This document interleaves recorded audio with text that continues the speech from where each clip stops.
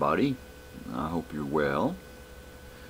I'm making this video just for someone who I've had several conversations with, you might say.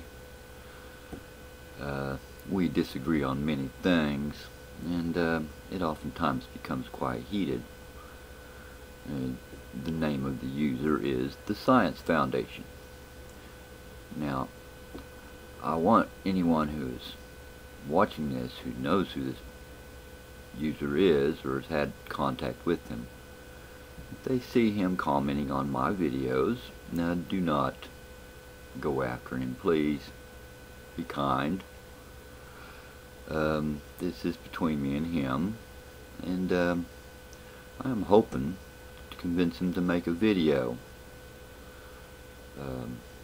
He seems to have a problem with that.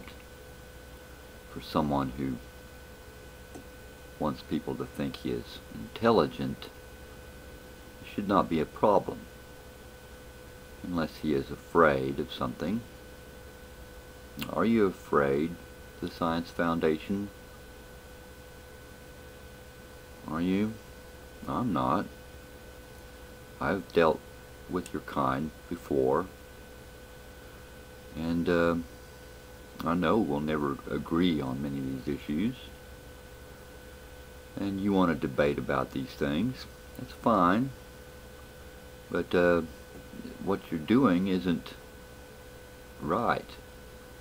You attack channel, the Bureau Beacon, constantly harassing that channel with your nonsense, calling it science.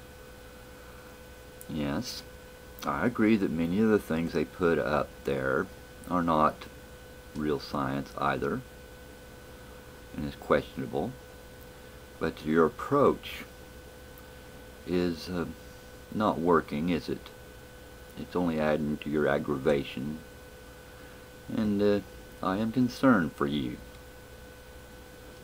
Mental health is an important thing, and you show signs of having a problem in that area.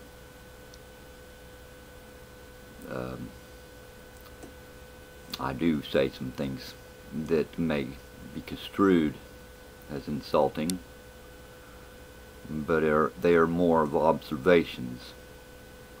If you can't handle it, you know, there's an old saying, if you can't take the heat, get out of the kitchen.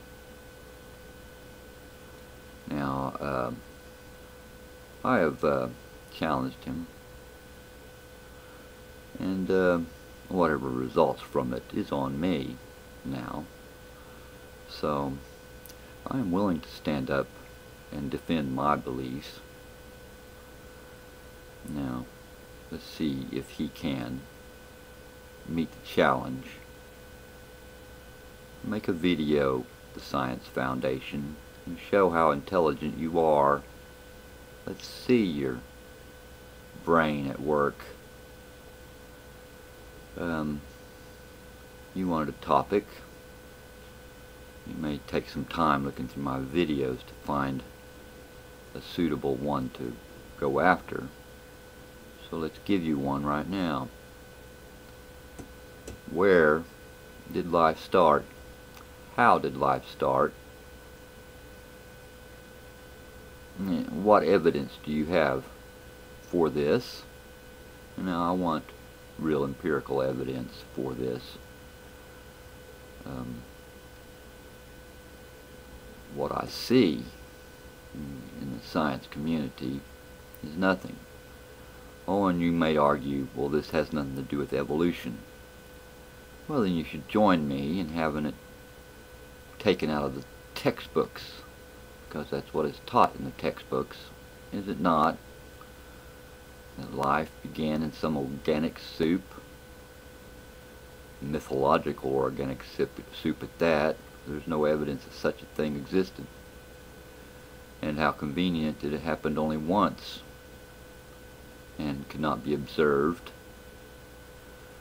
Now, no one disputes microevolution, that things change over time there's no evidence that anything turned into something it wasn't. No evidence that a fish became a lizard, or a lizard became a mammal. These things are genetically impossible. The DNA will not allow it. And since we have more knowledge about the cell, the DNA is not your only problem. You know, it is a code. Codes require intelligent thought behind them. They don't just happen randomly. Kind of like the SETI program looking for a signal from outer space. They can tell a difference between a genuine signal with a meaning behind it and a purpose behind it from just sounds that come out from space. But there are other problems too. And how do you account for all the little machines in the cell that make the cell work, that process the DNA to create the proteins? Where do they come from? How did those evolve?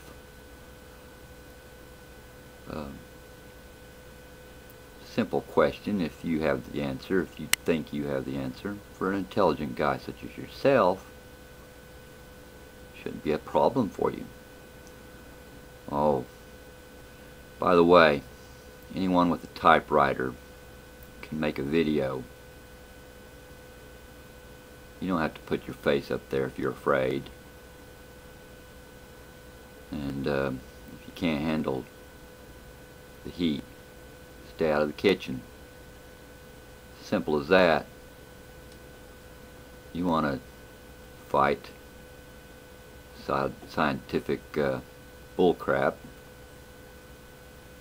Well, the only explanation that makes any logical sense for how life came to be, and how the code in the DNA came to be, how those little machines that make that code work came to be, is that there was an intelligence behind it. I choose to call this intelligence God,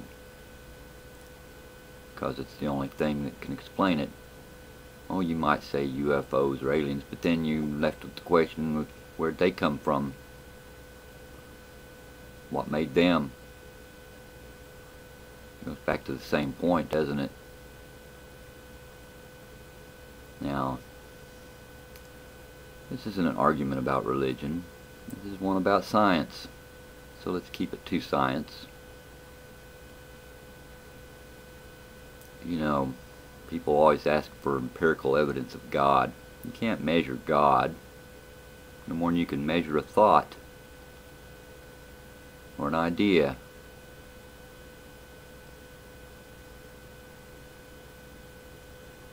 The proof of God is in what He created. It's all around you. If you can't see that, then nothing I can show you is going to prove it to you. So, give it your best shot. Have a good night. And peace, love, and understanding be with you and you all who are watching.